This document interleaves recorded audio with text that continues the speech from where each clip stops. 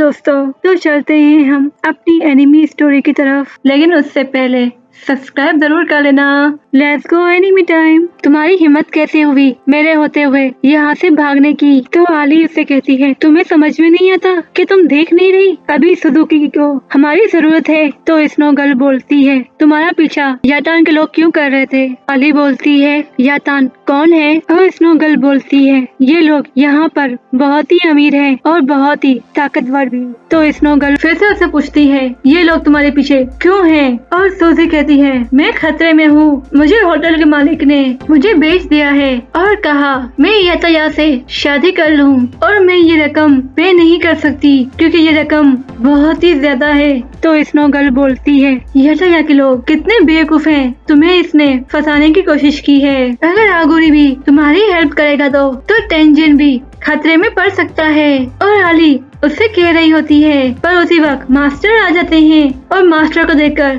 Snow lady थोड़ी सी डरी हुई होती है क्योंकि मास्टर को ये नहीं पता होता कि ये यहाँ पर क्यों थी और इसने अभी क्या किया है। और फिर दिखाते हैं और ये तीनों लड़कियाँ और मास्टर जा रहे होते हैं बोट की तरफ। और चलते चलते आली स्नो लेडी से पूछ रही होती है, मास्टर क्या करेंगे आगे? ये तुम्हारी प्रॉब्लम नहीं है, तुम अपने काम से काम रखो। तो ये लोग बोट की तरफ बढ़ रहे होते हैं तो कुछ लोग आकर उसे रोकते हैं। तो आगुरी सुजी को कहता है, तुम जाओ बोट के अंदर, मैं इन सबको देख लूंगा। ये लोग यहाँ तक के लोग होते हैं और वो लोग कहते हैं, उस लड़की को हमारे हवाले कर दो। और यहाँ के लोग के साथ यह भी होता है और वो कह रहा होता है, आगुरी आपसे मिलकर अच्छा लगा। अगर आपके पास सुजुकी है तो प्लीज आप मुझे उसे मेरे हवाले कर दें। और आगुरी कहता है, सुजुकी मेरे मैनेजर की यंग सिस्टर है और वो अपने भाई से मिलना चाहती है। तो वो इस वक्त टेंजिन में जा रही है और जब गुस्सा लगेगा तो वो वापस यहाँ पर आ जाएगी। तो यंग मास्टर या गुस्से में कहते हैं, नहीं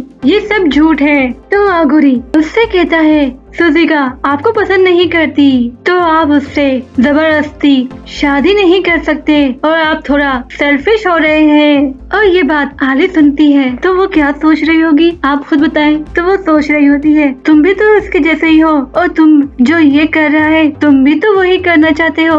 आली ऐसा नहीं कहती, बल्कि आली कहती है, ये बात कौन कह रहा है? तो फिर यंग मास्टर कहते हैं, क्या आप मेरी बेइज्जती कर रहे हो? हाँ ये तेरी बेइज्जती कर रहा है तो समझ ले, नहीं समझेगा तुझे तेरे को अलग तरीके से समझाएगा, पर तुझे समझना तो पड़ेगा ही। ये जनाब तो उल्टा ही उससे कह देता है, अगर तुम मेरे अगेंस्ट हो गए तो याद रखना हमारे और तुम्हारे दरमियान जंग हो जाएगी। ये तो डायरेक्ट ही लड़ाई के बारे में बात कर देता है कि अगर तुमने सुजीका को इसको नहीं दिया तो भाई तुम और हमारे बीच, इन दोनों के बीच में समझ लो अच्छी सी वॉर स्टार्ट हो जाएगी। पर हमारे हीरो को इन सब चीजों से कोई भी फर्क नहीं पड़ता। और साथ ही जब बोट उड़ने लगती है तो आली कह रही होती है, हम तो इस बोट के अंदर है ही नहीं, ये कैसे जा सकती है हमें छोड़कर? अरे बाबा।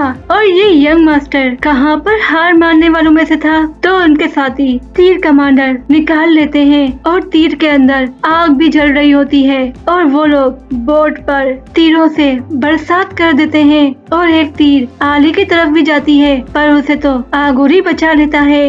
और जो बोट पर पर्दा लगा हुआ होता है उस पर आग जलने लगती है। पर स्नो गर्ल को तो ठंडक पसंद होती है, गर्मी तो नहीं। तो स्नो गर्ल को उस आग की वजह से प्रॉब्लम हो रही होती है और उसकी थोड़ी बहुत तबीयत भी खराब होने लगती है। पर गलती तो इसकी खुद की है, ये यहाँ पर आई क्यों? अब यंग मास्टर के लोग आगुरी पे अटैक कर रहे होते हैं तो आली को ये अच्छा नहीं लगता और वो बिल्कुल सामने आ जाती है और आली कहती है, मैं तुम्हें बचाऊंगी। और उसके हाथ में फैन होता है और वो फैन को चलाती है और जो तीर उसकी तरफ आ रहे होते हैं वो हवा में उड़ जाते हैं। और साथ ही यंग मास्टर के जो लोग होते हैं वो भी काफी हद तक हवा में उड़ गए होते हैं।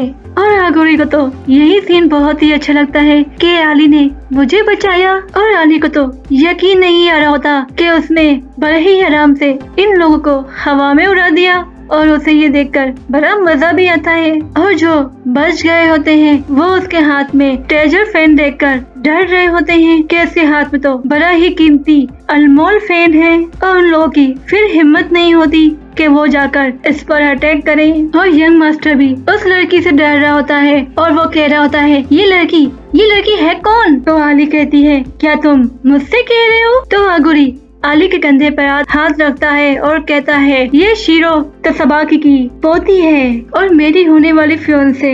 तो वो यंग मास्टर उसके दादाजी का नाम सुनकर ही शौक में होता है और ये सुनकर भी शौक में होता है आगुरी की होने वाली फियोंसे है। और वो बोट तो आसमान में उड़ रहा होता है, पर हमारे हीरो को तो फर्क ही नहीं पड़ता। एक जंप खाता है और वो जलती हुई बोट के अंदर आराम से चला जाता है।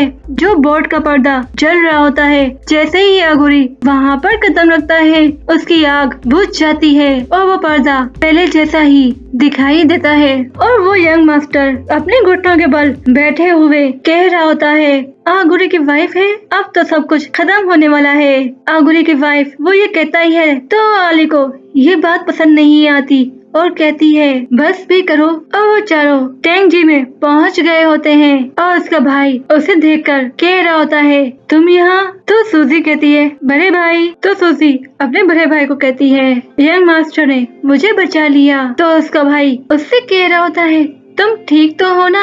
और यहाँ पर इन दोनों भाइयों बहनों की बात चल रही होती है। वहाँ पर एक आँख वाली औरत आकर कहती है, ओरियो तुम कहाँ पर गायब हो गई थी? और स्नो गर्ल का नाम ओरियो है, तो हम इसे अब ओरियो ही कहेंगे। और ओरियो कह रही होती है, मुझे माफ कर दे। पर एक आँख वाली लेडी कह रही होती है, तुम्हारे इस बिहेवियर को माफ नहीं किया जा सकता, तुम्हें अब सजा मिलेगी इस बात की। और ओरियो आली के पीछे छुपी हुई होती है, जिसकी वो जान लेना चाह रही थी, उसी के पीछे डरी हुई होती है। और मास्टर भी उससे कह रहे होते हैं, और जो तुमने मेरे पीछे किया है मैं उसे नहीं भूलने वाला। तो ओरियो आगुरी से कह रही होती है, मुझे तो बस आपकी फिक्र थी। पर आगुरी उससे कहता है, जो तुमने किया है आली के साथ मैं उसे इग्नोर नहीं करने वाला। ये कहकर वहाँ से जा रहा होता है कि मैं तुम्हारी पनिशमेंट तुम्हें बाद में बता दूंगा और तुम अपने रूम में जा सकती हो। और ये बोलने के बाद ओरियो वहीं पर गिर जाती है और आली को दिखाते हैं, जो अपने रेस्टोरेंट के अंदर आकर बहुत ही खुश होती है और उसे यहाँ पर बहुत ही अच्छा लगता है। और वहाँ पर फॉक्सी भी आता है और उससे पूछ रहा होता है, तुम्हें यूटू शहर कैसा लगा? तुमने मास्टर की कंपनी को एंजॉय किया? अब फॉक्सी को ये बात कहाँ से पता होगी कि आली के साथ वहाँ पर क्या क्या हुआ। तो फॉक्सी कुछ नई चीजों के साथ हाजिर हुआ होता है और आली वहाँ पर खड़े होकर सोच रही होती है, और मैं आशूरी के लिए और क्या क्या अच्छी डिशें बना सकती हूँ इनकी मदद से। तो फॉक्सी एक ड्रिंक निकाल कर आली को कहता है, इसे तुम टेस्ट करो। तो आली कहती है, क्या ये अल्कोहल है? तो फॉक्सी कहता है, नहीं ये तो बस चेरी जूस है। और आली को चेरी का जूस बहुत ही पसंद आता है और कहती है, ये तो बहुत ही अमेजिंग है, हम इससे बहुत ही अच्छी चीजें बना सकते हैं।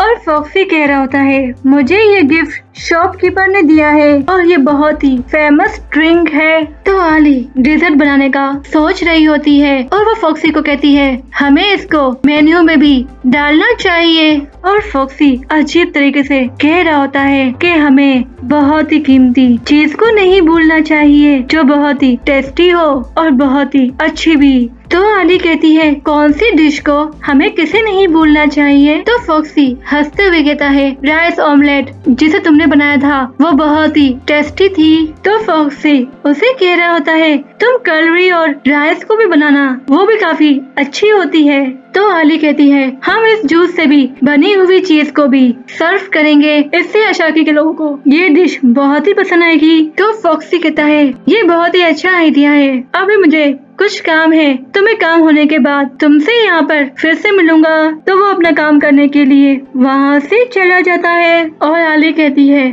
फॉक्सी मेरी बहुत ही हेल्प करता है। और आली सोचती है, फॉक्सी को करी और राइस बहुत ही पसंद है, क्यों ना मैं इसके लिए ये डिश बनाऊं। तो वो भी सोच ही रही होती है, वही लड़की अंदर आती है और उसने ओरियो को अपनी पीठ पर उठाया हुआ होता है और वो कह रही होती है, इसकी तबीयत ठीक नहीं है। और यहीं पे हमारी स्टोरी का एंड होता है। और आप लोग मुझे कमेंट में जरूर बताएगा कि मैं थोड़ा हटके से कहा है वो आप लोगों को कैसा लगा। तो नेक्स्ट पार्ट में मिलेंगे, जब तक के लिए बाय बाय।